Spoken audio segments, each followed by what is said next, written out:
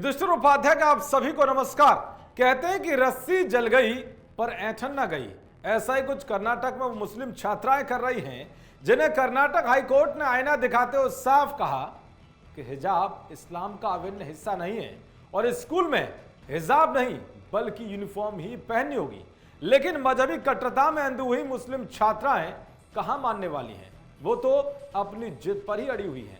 सबसे पहले आपको बताऊंगा कि कर्नाटक सरकार ने बोर्ड परीक्षा से पहले ऐसा कौन सा फरमान जारी किया कि जिसने इस आदेश के खिलाफ तानाशाही दिखाई। उन सब कट्टरपंथी छात्राओं की अकड़ ढीली कर दी गई। दूसरी खबर है माफिया मुख्तार से जुड़ी कि फिर से सीएम बनते ही योगी बाबा ने मुख्तार पर कैसे तगड़ा एक्शन लेकर खलबली मचा दी। साथ ही दिखाऊंगा कि इस माफिया की गाड़ी पलटने से कैसे बच गई। आखिरी खबर है 10 राज्यों में अल्पसंख्यक तादाद में रहने वाले हिंदुओं की जीत की, जिसने कट्टरपंथियों की नींद उड़ा दी है।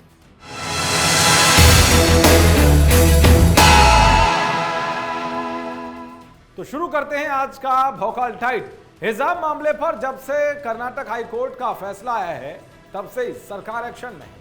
कर्नाटक की बीजेपी सरकार एक के बाद एक भौकाली फरमान जारी कर रही है, जिससे कट्टरपंथियों की जमात बुरी तरह से बौखलाए हुए है। कर्नाटक में बोर्ड के एग्जाम से एक दिन पहले ही प्रदेश के शिक्षा मंत्री बीसी नागेश ने कहा कि परीक्षा हॉल में हिजाब पहनकर आने वाली किसी भी छात्रा को एंट्री नहीं मिलेगी। छात्राएं हिजाब पहनकर स्कूल या एग्जाम सेंटर तक जा सकती हैं, लेकिन एग्जाम हॉल में एंट्री से पहले उन्हें हिजाब उतारना ही पड़ेगा। कुछ ने सरकार के इस फैसले का पालन किया तो कुछ ने परीक्षा ही छोड़ दी। लेकिन अपने भविष्य से ऊपर मजहब को रखने वाली कुछ कट्टरपंथी छात्राएं तो एग्जाम हॉल में हिजाब पहनकर ही पहुंच गए, जिसके बाद प्रशासन ने भी इन्हें सबक सिखा दिया। जहां हुबली के शांति निकेतन टेस्ट सेंटर पर 10वीं की एक छात्रा हिजाब पहनकर परीक्षा देने पहुंची, जिससे हिजाब उतारने के लिए कहा गया तो उसने मना कर दिया, जिसके बाद उसे एग्जाम सेंटर से भगा दिया गया। इसके अलावा कई और जगह ऐसे ही हिजाब पहनने वाली छात्राओं को बिना परीक्षा देने ही लौटना पड़ा। बागलकोट जिले में भी स्कूली छात्रा ने बुर्का उतारने से इंकार कर दिया और परीक्षा नहीं दी। यहां गौर करने वाली बात तो यह है कि जब ये छात्राएं हिजाब पहनकर पहुंची तो इनको अधिकारियों ने कपड़े बदलने और बुर्का उतारने के लिए अलग से समय भी दिया, लेकिन फिर भी ये नहीं मानी तो प्रशासन ने इन्हें भगा दिया। अब आप समझ सकते हैं कि मजहबी कट्टरता को आगे रखने वाली मुस्लिम छात्राएं कैसे अपने भविष्य को बर्बाद करने में लगी हुई हैं। इन्हें तो शायद मदरसे छाप तालीम ही अच्छी लगती है। खैर, इन्हें समझना होगा कि हमारा देश संविधान से चलता है, ना कि शरिया से, और कट्टरपंथी मानसिकता वाले लोग इन्हें कितना भी बरगला लें, लेकिन अब साजिश नहीं चलेगी।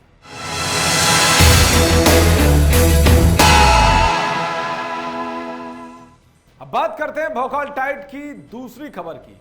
योगी बाबा शपथ लेने के बाद से ही एक्शन में हैं।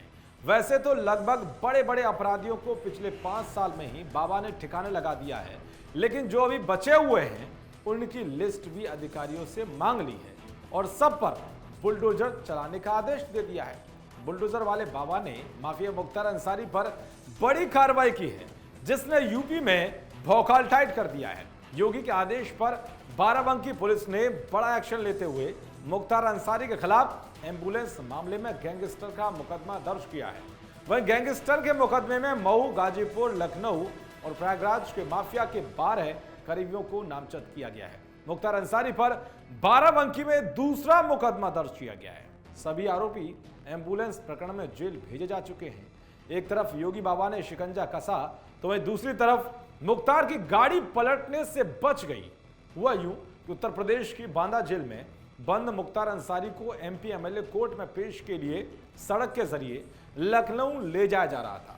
अंसारी को एक एम्बुलेंस और वज्र वाहन के साथ लखनऊ के लिए रवाना किया गया था, लेकिन इसी बीच एक ऐसी घटना हुई कि मुख्तार अंसारी थर-थर कांपने लगा, उसके पसीना लगे, उससे लगने लगा कि अब गाड़ी पलटने वाली है और एनकाउंटर में मेरा काम तमाम होने वाला है। जब मुख्तार को पेशी के लिए कोर्ट ले जाया जा रहा था तो काफिले का वज्र वाहन रास्ते में अचानक खराब हो गया। एक वीडियो भी सामने आया जिसमें आप देख सकते हैं कि 2 लोग गाड़ी में धक्का देते हुए दिखाई दे रहे हैं। इसके बाद काफिला लखनऊ के लिए आगे बढ़ा इस घटना से पहले गाड़ी पलटने का डर मुख्तार के बेटे को भी लग रहा था। मुख्तार का बेटा पूरी रात सोया नहीं। अब्बास अंसारी पूरी रात एक के बाद एक कई ट्वीट करता रहा। उसने मुख्तार को बांदा से लखनऊ शिफ्ट करने के लिए रात में अधिकारियों के जेल पहुंचने पर सवाल उठाया। अब्बास ने अनहोनी की आशंका भी जताई, यानी कि एनकाउंटर का अब्बास अंसारी को पूरा डर था। उधर सोशल मीडिया पर लोग कह रहे हैं कि अगर मीडिया वाले काफिले के पीछे नहीं दौड़ते तो गाड़ी पलट जाती। खैर, इतना तो साफ है कि योगी बाबा मुख्तार को उसके किए की सजा तो दिलाकर ही रहेंगे।